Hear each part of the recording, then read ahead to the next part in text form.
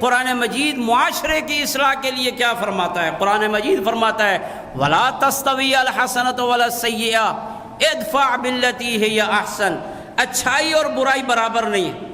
ایک بندے نے آپ کے ساتھ برائی کی ہے اور اگر آپ اس کے ساتھ اسی طرح پیش آتے ہیں تو آپ اور وہ ایک جیسے ہیں، لیکن اگر آپ نے اچھائی کی ہے تو یقیناً اچھائی برائی جیسی نہیں ہے۔ سارا معاشرہ بھی کہے گا کہ فلاں کے ساتھ زیادتی ہوئی لیکن اس نے اچھا رویہ رکھا ہے۔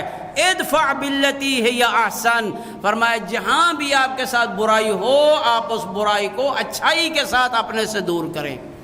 اس لیے فائدہ کیا ملے گا؟ میں جو اس برائی کو اچھائی کے ساتھ دور کر رہا ہوں، فائدہ مجھے کیا ملے گا؟ آؤ معاشرے کی اصلاح کرنا چاہتے ہیں، خاندانوں میں اخوت، ہم آہنگی، بھائی چارگی پیدا کرنا چاہتے ہیں، یگانک تو اتحاد پیدا کرنا چاہتے ہیں، حتیٰ کہ ملکوں کے مابین بھی یہ فارمولہ ہے۔ قرآن کہہ رہا ہے فائدہ کیا ملے گا؟